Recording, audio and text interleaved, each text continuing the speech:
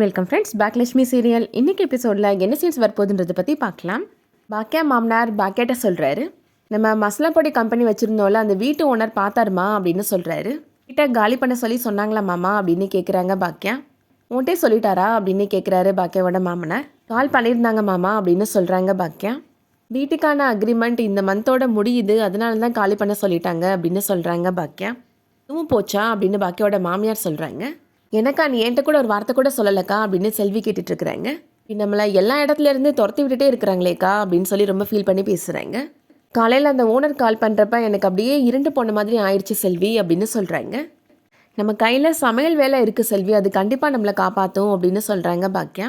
அடுத்ததா பாக்கியா லோபிகாவையும் பழனிசாமியையும் பார்த்து பேசுகிறதுக்காக போகிறாங்க. உங்கள் பிஸ்னஸ்லாம் எப்படி போயிட்டுருக்கு மேடம் அப்படின்னு லோபிகா கேட்டுட்ருக்குறாங்க. நீங்கள் எதுவும் சொல்லலையா சார் அப்படின்னு கேட்குறாங்க பாக்கியா. சார் சொன்னார் உங்களுக்கு சின்ன சின்ன பிரச்சனைகள் வரும், அதெல்லாம் நீங்கள் அசால்ட்டாக ஊற்றி தள்ளி போயிடுவீங்களே அப்படின்னு சொல்கிறாங்க லோபிகா. எல்லா தடவையும் நான் அந்த மாதிரி தான் சமாளிச்சிருக்கிறேன், ஆனால் இந்த தடவை என்னால் சமாளிக்க முடியுமான்னு தெரியலை அப்படின்னு சொல்லிட்டு இருக்கிறாங்க பாக்கியா. நான் கேட்குறேன்னு தப்பாக எடுத்துக்காதீங்க பாக்கியா மேடம், உங்களுக்கு ஏதாவது பணம் தேவைன்னா சொல்லுங்கள், நான் செய்கிறேன் அப்படின்னு சொல்கிறாரு பழனிசாமி. அதெல்லாம் ஒன்றும் வேணாம் சார் அப்படின்னு மறுத்துடுறாங்க பாக்கியா. இல்லை உங்களுக்கு பேங்க்கில் ஏதாவது லோன் ஏற்பாடு பண்ணி தரட்டுமா அப்படின்னு பழனிசாமி கேட்குறாரு. ஏற்கனவே பேங்க்கில் வாங்கின லோனை கட்ட முடியாமல் இருக்கிறேன் சார் அப்படின்னு சொல்கிறாங்க பாக்கியா. நீங்கள் எனக்கு உதவி பண்ணணுன்னா ஒரே ஒரு உதவி மட்டும் பண்ணுங்கள் சார் அப்படின்னு சொல்கிறாங்க. எங்கேயாச்சும் கேட்ரிங் ஆர்டர் கிடச்சா வாங்கி கொடுங்க சார் அப்படின்னு சொல்கிறாங்க பாக்கியா. எனக்கு தெரிஞ்ச எல்லா இடத்துலையும் நானும் சொல்கிறேன் அப்படின்னு பழனிசாமி சொல்கிறாரு. லோபிகாவும் சொல்கிறாங்க, நான் சும்மாவே எல்லார்ட்டையும் உங்களை பற்றி தான் மேடம் பேசுவேன், இப்போ இதை பற்றியும் கண்டிப்பாக சொல்லுவேன் அப்படின்னு சொல்கிறாங்க. அடுத்ததாக பாக்கியா வீட்டில் நடக்கிறத காமிக்கிறேங்க. பாக்கியாவோட மசாலா கம்பெனியை காலி பண்ண சொன்னதுனால அங்கே இருக்க திங்ஸ் எல்லாத்தையுமே இறக்கி பாக்கியா வீட்டு வாசலில் வச்சுட்ருக்குறேங்க. கோபி ராதிகாவும் இப்போ அங்கே வராங்க. இந்த திங்ஸ் எல்லாம் எங்கே வச்சிங்கன்னா என்னோட காரை நான் எங்கே நிப்பாட்டுவேன் அப்படின்னு கேட்குறாரு கோபி. எந்த நேரத்தில் அவங்க அம்மா உன்னை இந்த வீட்டுக்கு கூப்பிட்டு வந்தாலும் வீட்டுக்காரன் அங்கே காலி பண்ண சொல்லிட்டான், அப்புறம் இந்த திங்ஸ் எல்லாம் நாங்கள் எங்கே வைக்கிறது அப்படின்னு கோபியோட அப்பா கேட்குறாரு. அதுக்காக எல்லாத்தையும் கொண்டு வந்து இப்படி பார்க்கிங் இருக்கிற இடத்துல நிப்பாட்டினீங்கன்னா என் வண்டி நான் எங்கே வைப்பேன் அப்படின்னு கேட்குறாரு கோபி. எழில் கேட்குறாரு, உங்கள் வண்டி என்ன பார்க்கிங்கில் மட்டும்தான் நிற்குமா, வெளியெல்லாம் நிற்காதா அப்படின்னு கேட்குறாரு. அம்மாவுக்கு இந்த விஷயம்லாம் தெரியுமா அப்படின்னு சொல்கிறாரு கோபி. நான் அம்மாட்ட பேசிக்கிறேன் அப்படின்னு சொல்லிட்டு உள்ளே போகிறாரு. என்னம்மா என்னோட வண்டி நிப்பாட்டுற இடத்துல அவ்வளோ பொருளை போட்டு வச்சுருக்கிறாங்க அப்படின்னு சொல்கிறாரு கோபி. என் காரை வெளியே நிப்பாட்ட சொல்கிறாங்கம்மா அப்படின்னு சொல்கிறாரு. வேற என்னப்பா பண்ணுறது, வெளியில தான் அவ்வளோ இடம் இருக்குல்ல, அங்கே நிப்பாட்டிக்கோப்பா அப்படின்னு சொல்கிறாங்க கோபியோட அம்மா. காரை வெளியே நிப்பாட்டினா ஸ்க்ராட்ச் ஆயிருமா அப்படின்னு சொல்கிறாரு கோபி.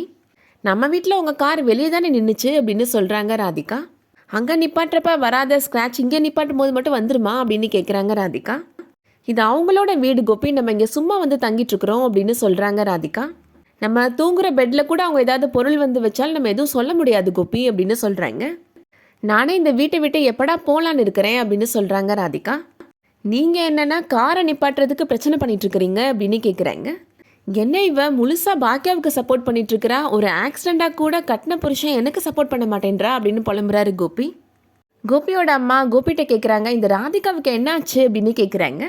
பாக்கியாவுக்கு அடிக்கடி சப்போர்ட் பண்ணுறாள்லம்மா, அதை தானம்மா கேட்குறீங்க அப்படின்னு கேட்குறாரு கோபி.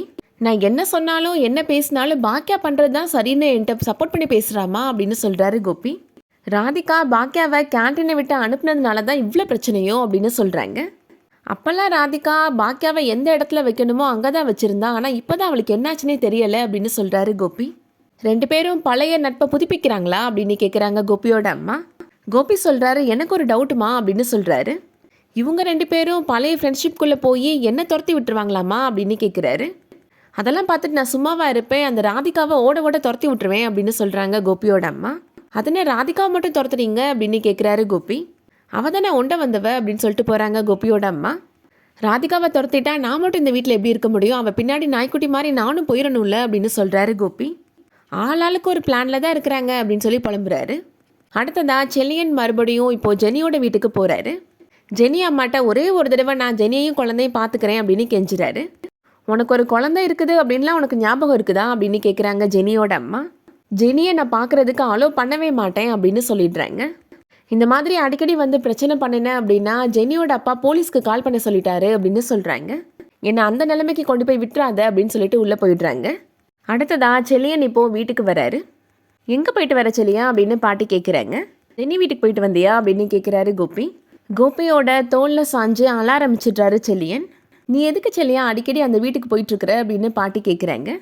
அவளாம் வரும்போது வரட்டும் அப்படின்னு சொல்கிறாங்க பாட்டி. சரிம்மா நான் பேசிக்கிறேன், நீங்கள் போங்கம்மா அப்படின்னு சொல்லிடுறாரு கோபி. செல்லியன் கோபிட்ட சொல்கிறாரு. ஜெனி நினைக்கிற மாதிரிலாம் நான் தப்பு பண்ணலப்பா அப்படின்னு சொல்கிறாரு செல்லியன்.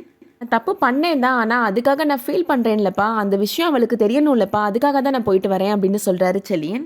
நான் தப்பு பண்ணதை நினச்சி ரொம்ப ஃபீல் பண்ணுறேன்னு அவளுக்கு தெரியணும்ப்பா அப்படின்னு சொல்கிறாரு. ஜென்னி என்னை ரொம்ப கேவலமானவனா நினச்சிட்டு இருக்கிறாப்பா அப்படின்னு சொல்லி அழுறாரு. அதோட இன்னைக்கான எபிசோட் முடியுது.